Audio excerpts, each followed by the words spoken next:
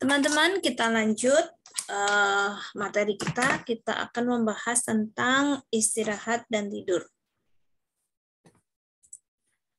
Yang dimaksud istirahat yaitu keadaan rileks tanpa ada tekanan, tidak ada emosi, kemudian tidak hanya aktivitas ya. Jadi mentalnya, fisiknya dan mentalnya ini rileks.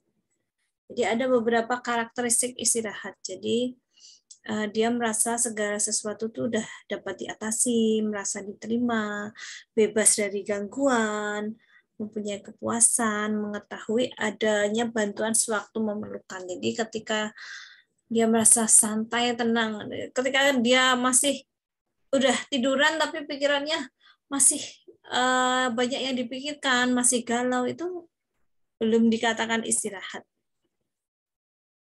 Kemudian yang dimaksud tidur adalah kondisi tidak sadar, di mana individu dapat dibangunkan oleh stimulus atau sensori yang sesuai. Kemudian ciri-ciri tidur, aktivitasnya minim, jadi nggak banyak bergerak. Kadang bergerak juga, tapi sedikit.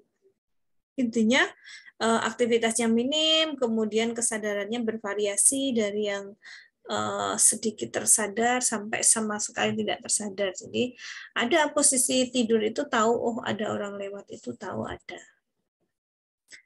Kemudian tidur ini ada dua jenis. Yang pertama tidur gelombang lambat atau non-rapid eye movement. Jadi tidak ada gerakan pada bola matanya. Jadi kita kalau melihat matanya itu nggak ada pergerakan. Ini tidur gelombang lambat.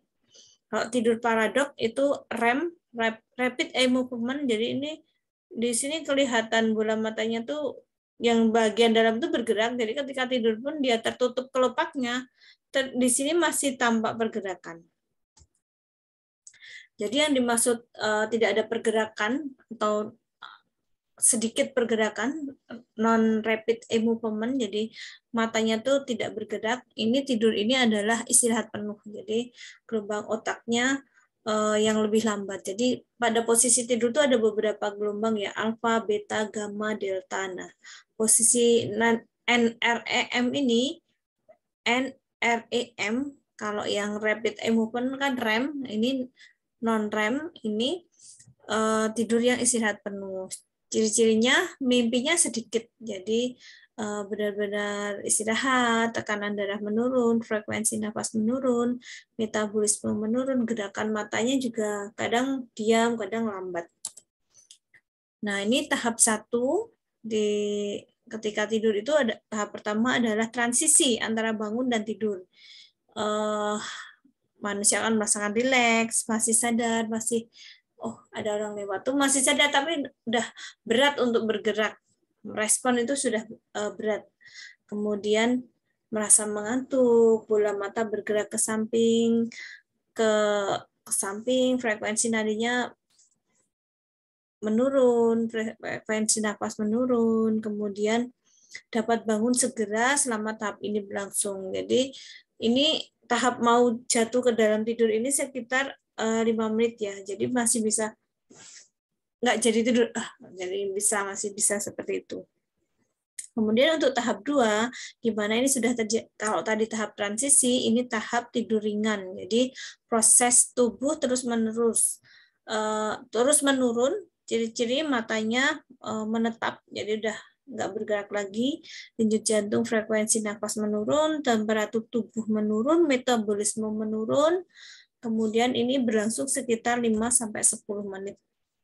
Kemudian tahap 3, tahap tidur yang berciri denyut nadi dan frekuensi nafas ini lebih lambat lagi. Kemudian hal ini disebabkan oleh dominasi sistem saraf parasimpatis. Pada kondisi tahap 3 ini, pasien lebih sulit bangun. Jadi ketika membangunkannya lebih susah dibanding tahap pertama tadi. Bu, itu langsung bangun tahap pertama. Kalau tahap ketiga, Bu, itu baru bisa bangunnya agak lama. Kemudian tahap 4 yang bercirikan kecepatan jantung, pernapasan turun, kemudian pergerakan semakin jarang, ini lebih sulit lagi dibangunkan, kemudian gerak bola mata cepat, sekresi lambung turun, tonus otot turun. Kemudian jenis tidur yang REM, rapid eye movement ini berlangsung pada tidur malam sekitar 90 menit. Jadi periode pertama terjadi selama 80 sampai 100 menit. Namun bila kondisinya sangat lelah, maka awal tidur sangat cepat, bahkan jenis tidur ini bisa tidak ada. Jadi kalau pasiennya lelah, dia tidak mengalami mimpi. Jadi kadang baru tidur kok langsung bangun. Nah, ini biasanya yang tidak mengalami rapid eye movement ini, tidak ada mimpinya di tidurnya. Jadi ciri-ciri tidur REM ini biasanya disertai mimpi aktif. Jadi gerakan bola matanya itu karena pasien ini, orang ini posisi mimpi kan dia pasti berjalan, melihat, dan seperti itu. Jadi yang bergerak hanya matanya sebenarnya. Bola matanya itu bergerak, tapi yang lainnya tidak. Tapi dalam mimpinya dia bergerak, berjalan seperti itu. Dia melihat sesuatu. Kemudian lebih sulit dibangunkan dibanding gelombang lambat yang NRM tadi. Kemudian tonus otot selama tidur nyenyak. Kemudian frekuensi jantung dan pernafasan menjadi tidak teratur, bahkan bisa terengah-engah. Jadi kalau dia di mimpinya lari, ya dia juga bisa mengalami capek seperti itu. Kemudian pada otot perifer terjadi beberapa gerakan otot yang tidak teratur, misalnya tangannya. Jadi pada tidur REM kan dia rileks ya, tapi pada REM ya ketika mimpi bisa bergerak. Kemudian mata cepat tertutup dan cepat terbuka. Nadi cepat, irreguler, tekanan darah meningkat. Jadi pada tidur REM ini tekanan darah meningkat, sekresi gas meningkat, metabolismenya juga meningkat seperti orang tidak tidur ya. Nah, tidur ini penting untuk keseimbangan mental dan emosi, berperan dalam belajar, memori, dan adaptasi. Jadi tidur REM yang ada mimpinya ini juga ada manfaatnya untuk manusia. Jadi fungsi memorinya ini ketika tidur dia ditata. Jadi memorinya ditata untuk melekatkan ke memori jangka panjang. Jadi memori manusia itu kan ada memori jangka pendek, jangka menengah, jangka panjang. Jadi dari memori jangka pendek ini ditata menjadi memori jangka menengah. Memori jangka menengah ditata menjadi memori jangka panjang. Kemudian tujuan dan fungsi tidur adalah untuk regenerasi sel-sel tubuh yang rusak menjadi baru. Jadi setiap saat itu terjadi kerusakan sel, baik itu sel darah, sel otak, sel syaraf, dan lain-lain itu pasti ada kerusakan sel saraf. Jadi semakin usia semakin bertambah, semakin cepat kerusakan itu. Nah, setiap saat juga ada perbaikan. Jadi regenerasi sel itu ada. Jadi pada usia emas 20 tahun sampai 30 tahun itu regenerasi dan kerusakan itu hampir sama. Jadi manusia itu merasakan optimal. Jadi dia sehat, kuat kayak gitu.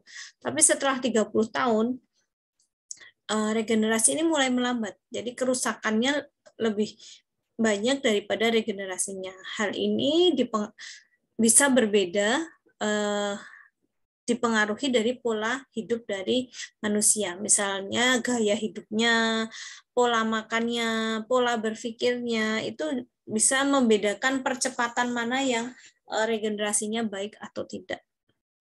Jadi orang-orang yang pola hidupnya sehat, maka dia berkurangnya fungsi tubuhnya ini lebih lambat dibandingkan orang-orang yang tidak memikirkan gaya hidupnya, misalnya makannya bebas, tidurnya tidak teratur, cara aktivitasnya tidak diatur, dan lain-lain. Kemudian fungsi tidur tadi menambah konsentrasi dan kemampuan fisik. Jadi orang yang kurang tidur dia akan tidak konsentrasi karena capek, karena pikirannya tegang, kemampuannya juga berkurang. Jadi dia semakin lemah kalau dia tidak tidur. Jadi sangat berbahaya kalau manusia itu tidak tidur terlalu lama. Kemudian tidur ini juga memperlancar produksi hormon pertumbuhan tubuh. Jadi seperti kita ketahui, bayi itu kebutuhan tidurnya lebih lama dibanding balita. Kemudian semakin usia bertambah, kebutuhan tidurnya semakin berkurang. Jadi dari 20 jam berkurang jadi 18, 16, 12, 10 sampai ke 6 jam. Jadi dewasa itu kebutuhan tidurnya sekitar 6 sampai 7 jam. Kemudian tidur ini juga memelihara fungsi jantung. Jadi orang yang kurang tidur ini bisa mengakibatkan kerusakan jantung juga. Jadi jantungnya juga butuh istirahat, organ-organ butuh istirahat. Jadi ketika fungsi yang selanjutnya mengistirahatkan tubuh yang letih akibat aktivitas seharian. Jadi semua organ tubuh ini diistirahatkan supaya dia melakukan regenerasi dan fungsinya optimal kembali. Kemudian tidur ini juga menyimpan energi. Jadi ketika bangun dia lebih fresh, dia lebih kekuatannya seperti dari nol lagi, lebih kuat lagi.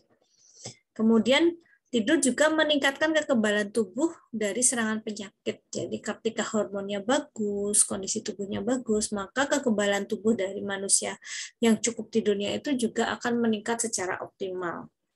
Kemudian yang terakhir menambah konsentrasi dan kemampuan fisik.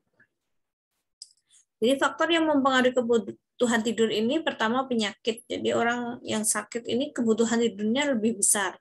Kemudian orang yang stres secara psikologis ini bisa mengakibatkan dia sulit untuk tidur. Kemudian obat-obatan, ada obat-obatan yang mempengaruhi tidurnya lebih dalam, ada yang malah mengakibatkan susah tidur.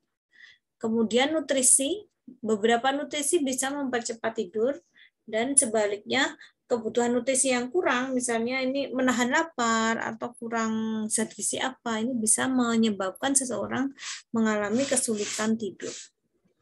Kemudian lingkungan juga dapat mempengaruhi, bisa meningkatkan atau menghalangi seseorang untuk tidur. Misalnya cuaca yang sangat panas mengakibatkan pasien ini susah untuk istirahat, dan kebalikannya. Kemudian motivasi. Jadi ketika kita dimotivasi untuk cukup tidur, malam itu harus cukup tidur, siang untuk melakukan aktivitas, ya, pengetahuannya ini akan meningkatkan motivasinya untuk cukup tidur malam.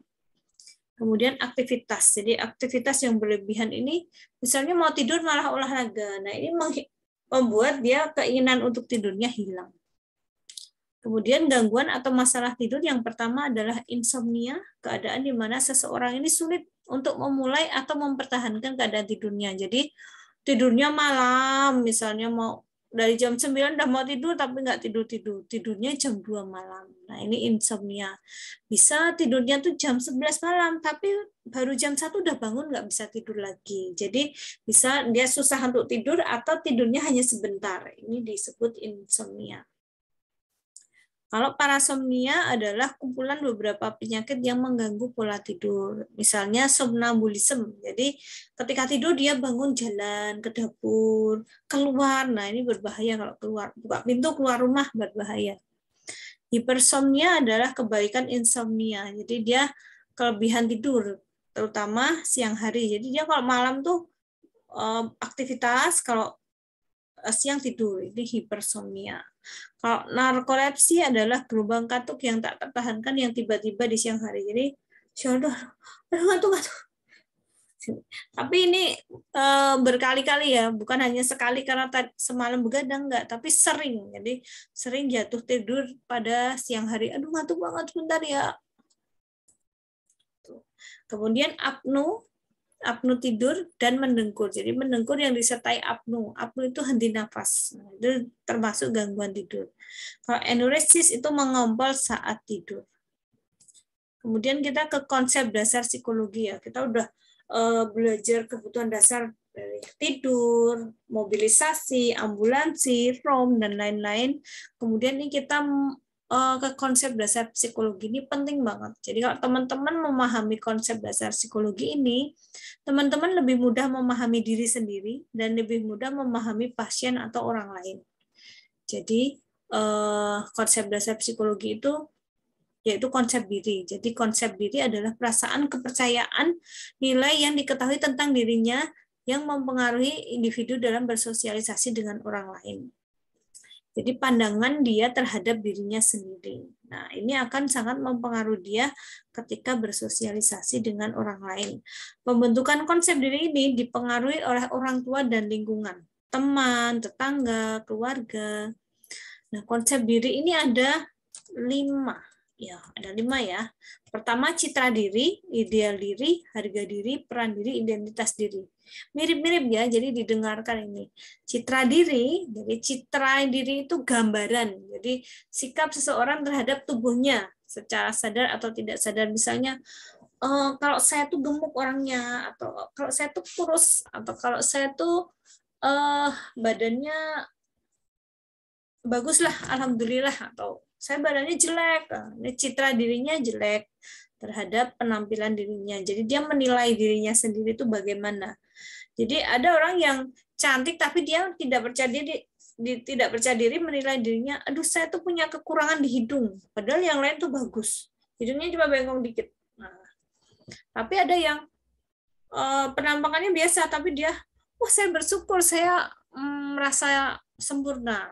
Jadi tergantung dari dirinya sendiri. Kemudian konsep diri yang kedua adalah ideal diri. Jadi persepsi individu tentang bagaimana dia harus berperilaku. Jadi menurut saya seharusnya tidak boleh menyakiti orang lain. Jadi ketika ada orang lain menyakiti pun dia tidak membalas apa-apa. Jadi ideal diri satu orang dengan orang lain itu berbeda. Ideal diri si A misalnya, saya tuh berhasil kalau saya sudah menjadi bidan S1. Tapi yang lain, saya merasa berhasil kalau saya sudah S2. Saya merasa berhasil kalau udah doktor. Jadi beda-beda ideal dirinya. Kalau harga diri adalah penilaian terhadap hasil yang dicapai dengan analisa sejauh mana perilaku memenuhi ideal dirinya. Jadi harga diri ini misalnya ketika saya mempunyai ideal diri harusnya saya S1, ketika saya sudah S1 saya merasa saya mempunyai harga diri. Jadi perasaannya terhadap pencapaiannya memenuhi idealnya tadi. Ada yang orang ideal dirinya segini ya, tapi ketika dia tidak bisa menyampai, saya turunkan ideal dirinya, kemudian saya tetap merasa berharga. Jadi merasakan dirinya tetap berharga. Kemudian peran diri adalah pola sikap perilaku nilai yang diharapkan dari seorang berdasarkan posisinya di masyarakat. Misalnya sebagai bidan, sebagai tenaga kesehatan, perawat itu perannya di dalam masyarakat harusnya membantu dalam kesehatan, menjadikan dia sebagai role model. Nah, ini dia menempatkan perannya di masyarakat. Kemudian identitas diri adalah kesadaran akan dirinya sendiri yang bersumber pada penilaian dari semua aspek konsep diri sebagai suatu kesatuan utuh. Ini biasanya salah satunya adalah seksualitas. Jadi identitas diri yang salah. Jadi ada dia tuh lahir perempuan, dibesarkan secara perempuan, tapi karena pengaruh temannya dia merasa sebenarnya aku ini laki-laki. Jadi identitasnya tidak sesuai dengan identitas aslinya. Kemudian kita ke hak klien. Hak klien adalah seseorang yang menerima perawatan medis atau seseorang yang menderita suatu penyakit dan memerlukan bantuan medis. Jadi kita lebih tepat menyebut pasien itu sebagai klien. Jadi kalau pasien itu harus kebanyakan sakit ya. Tapi nggak mesti orang yang menerima perawatan medis atau menerima suatu bantuan dari para medis itu orang yang sakit. Kadang orang yang sehat tapi ingin mempertahankan kesehatannya juga bisa. Jadi lebih tepat kita menyebut mereka klien. Bisa anak-anak, remaja, ibu, calon orang tua, ibu hamil, ini kita sebutnya klien. Nah, hak itu adalah segala sesuatu yang harus didapat oleh manusia. Jadi hak-hak klien adalah hak yang harus diterima selama perawatan sampai dia selesai perawatan. Jadi hak klien itu apa saja? Pertama, memperoleh informasi mengenai tata tertib dan peraturan. Jadi hak klien yang pertama adalah dilakukan orientasi. Jadi di ruangan ini, tata tertibnya ini, tempat-tempatnya di sini, di sini, di sini.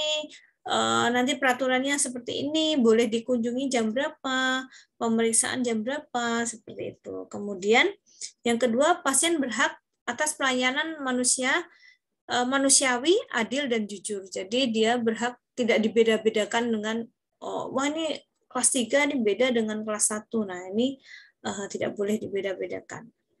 Kemudian yang ketiga, pasien berhak memperoleh pelayanan kebidanan atau pelayanan dengan profesi bidan tanpa diskriminasi. Nah, hampir sama dengan yang tadi ya.